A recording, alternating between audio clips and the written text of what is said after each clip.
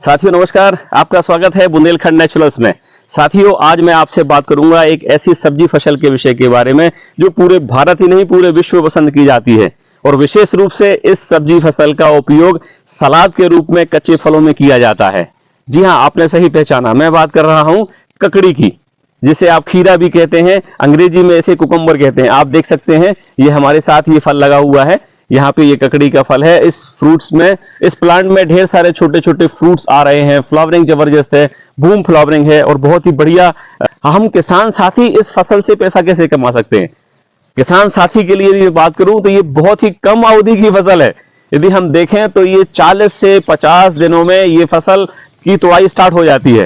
तो मूली के बाद सबसे पहले मूली, मैंने आपसे एक वीडियो लगाया था मूली का, आप चाहें तो मेरे टाइमलाइन पे जाके मेरा वीडियो मूली वाला चेक कर सकते हैं। तो सबसे जल्दी मूली फसल तैयार होती है। इसके बाद हम बात करें ककड़ी की फसल की, तो ककड़ी की फसल भी किस्मों के अनुसार 40 से 50 दिन में तैयार हो जाती है, इसकी तुड़ाई स्टार्ट हो जाती है।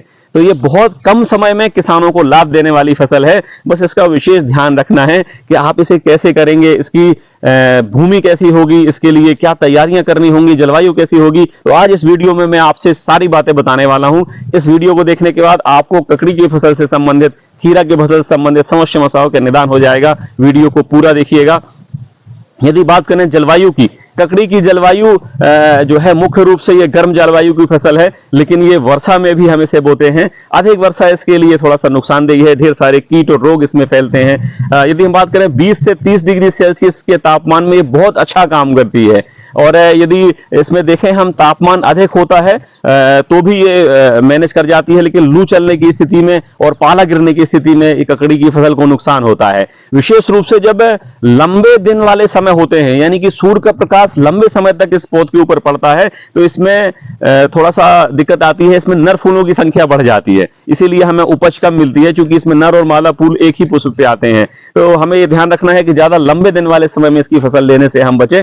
यदि भूमि की बात करें तो इसकी सबसे अच्छी उपज जो निकल के आती है वो बलुई दोमट भूमि निकल के आती है, दोमट भूमि निकल के आती है। अच्छे जल निकास वाली भूमि होना चाहिए। वैसे आप इसे किसी भी भूमि पर बो सकते हैं, लेकिन जल निकास अच्छा हो। यदि हम बात करें इसका पीएच, तो लगभग 5.5 से लेकर के और 7 पीएच तक यदि हमारी भूमि में होता है तो बहुत ही अच्छा परफॉर्म करती है ये फसल। और यदि बात करें इसके बुवाई की समय को लेकर के, तो भारत में ये फसल पूरे वर्ष बोई जाती है, लेकिन विशेष रूप से यदि हम बात करें तो ये फसल हमारे यहाँ बुंदेलखंड में या आसपास के एरियो में ये जायद में बोई जाती है। विशेष रूप से इसे फरवरी में बोते हैं और खरीफ मौसम में जून जुलाई में बोई जाती है। कि पूरे वर्ष भर हम इस फसल को लेते रह सकते हैं किसान साथी, और आमदनी भी प्राप्त कर सकते हैं।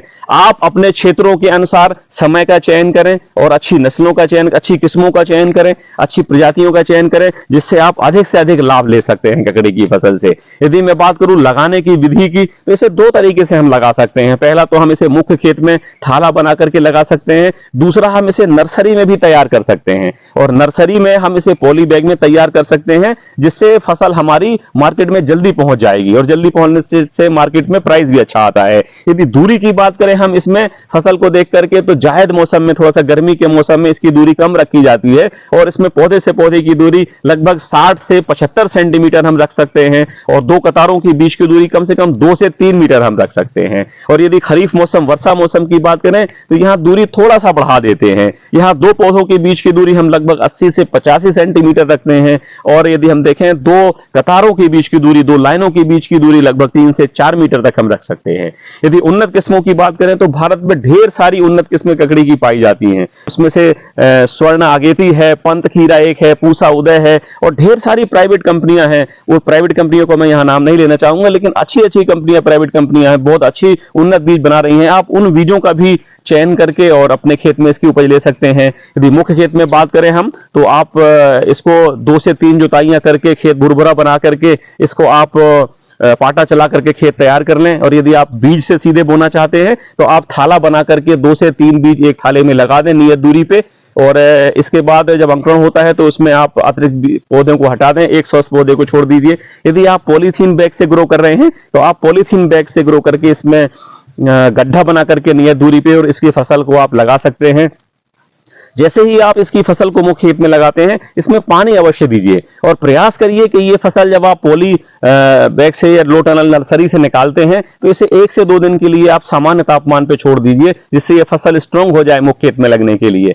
और आप इसे शाम के समय प्रयास करिए, अपने मुख्य खेतों में लगाइए, जिससे थोड़ा सा वातावरण जो है फेवरेबल होता है, कंडीशन अच्छी होती है, तापमान कम होता है, तो इसके सर्वाइवल के चांसेस होते हैं। और लगाने के ठीक बाद इसमें पानी की सिंचाई अवश्य कर दीजिए, क्योंकि पानी लगाने से ये पौध जमीन में जड़ पकड़ लेती है और पौधे आपके 100% बच जाते हैं, सर्वाइव करते हैं। इस फसल में यदि हम देखें, गर्मी में थोड़ा सा लू की प्रकोप अधिक होता है और लू लगने से हमें इस फसल को बचाना चाहिए। बरसात में कोई ज्यादा दिक्कत नहीं होती, बस थोड़ा सा रोग व्याधियां ज्यादा बढ़ जाती है, क्योंकि वर्षा के मौसम में, बदली वाले दिनों में रोग व्याधियां ज्यादा अधिक लगती हैं। तो आप क्या करें कि इसको जब वर्षा के दिनों में लगाएं तो थोड़ा सा शुरू से ही रोग व्याधियों को ध्यान में रखें। और इस पे क्या करें, जब फसल लगभग 20 से 30 दिन की हो जाए तो एक बारी आप निदाई गुड़ाई करके, गोबर की खादों का प्रयोग करके, वर्मी कंपोस्ट, नाडेप कंपोस्ट, खलियों की खाद का प्रयोग करके इसकी जड़ों में मिट्टी अवश्य चढ़ाएं। इससे तना मजबूत आता है, पौधा मजबूत बनता है। और इसके बाद इससे क्या करें, सहारा अवश्य दें। आप मेरे पीछे देख रहे हैं, हमने यहाँ पे ककड़ी लगा रखी है और एकदम देसी सहारा दे रखा है। हमने यहाँ पे बहुत ज्यादा इन्वेस्टमेंट नहीं किया है, बहुत ज्यादा पैसा नहीं लगाया है। ये हमारे यहाँ पे बांस था, आप देख रहे हैं, ये बांस को हमने काट करके इसके तने को और यहाँ पे गाड़ रखा है। आप देख रहे हैं मेरे पीछे भी दोनों साइड जितनी भी हमने लाइनें लगा रखी हैं, सभी में बांस लगा रखा है, इसमें पौधे को चढ़ा रखा है। तो इससे क्या होता है कि ककड़ी की फसल अगर जमीन में फैलेगी तो जमीन में फैलने में क्या होगा कि इसके जो फल होंगे वो भी जमीन के संपर्क में आएंगे, तना पत्ती सब जमीन के संपर्क में रहेंगी। वर्षा के दिनों में विशेष रूप से इनमें बीमारियां अधिक आएंगी, इसकी वजह से फल में भी बहुत ज्यादा रोग और बीमारियां लगेंगी, जिससे फल की गुणवत्ता खराब हो जाएगी और फल का उत्पादन भी कम होता है। यदि हम इसे सहारा दे करके किसी मचान के ऊपर, मंडप के ऊपर या किसी आर्टिफिशियल तार या एंगल से बनी हुई जालियों के ऊपर चढ़ा देते हैं तो इससे भी इसका फल की गुणवत्ता अच्छी होती है, उपज अधिक निकलती है, पौधा स्वस्थ रहता है, बीमार नहीं पड़ता। लेकिन आप देसी तरीके का उपयोग करिए जिसमें आपको खर्चा भी कम आए। तो इस तरीके से यदि हम देखें तो एक स्वस्थ फसल तैयार होती है। लेकिन जैसा कि ये फसल है तो इस फसल में भी आम फसलों की तरह कीट और बीमारियां लगती हैं। यदि हम बात करें मुख्य कीटों की तो सबसे खतरनाक कीट इसका है, यदि हम बात करें तो सफेद मक्खी। ये क्यों खतरनाक है? क्योंकि सफेद मक्खी ही वाहक होता है वायरस जनित खीरा मोजेक रोग का, और ये सबसे खतरनाक रोग होता है खीरा मोजेक रोग। अगर एक बार आपके खीरा की फसल में आ जाता है तो इसमें पत्तियां छोटी हो जाती है, चितकबरी हो जाती हैं, फल छोटे हो जाते हैं, पौधा बौना हो जाता है और बाजार योग्य बेचने के लिए फल नहीं रह जाता।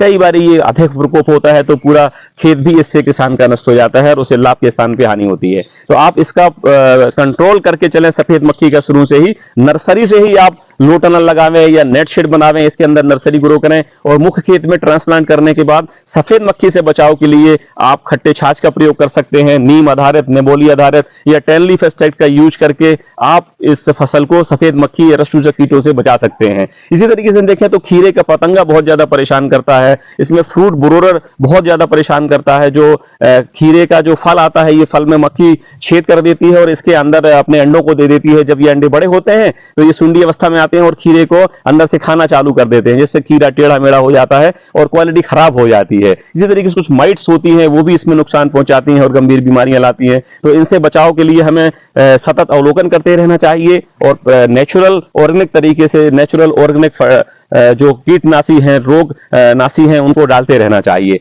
रोग व्याधियों की बात करें तो मुख्य रूप से जो यहाँ पे रोग आता है ककड़ी की फसल में, खीरे के फसल में, वो रोग हरा मोजेक रोग आता है, या जिसे हम खीरे का मोजेक रोग कहते हैं। तो इसका मैंने आपको समाधान बता दिया, सफेद मक्खी और रसचूसक कीटों का कंट्रोल करें।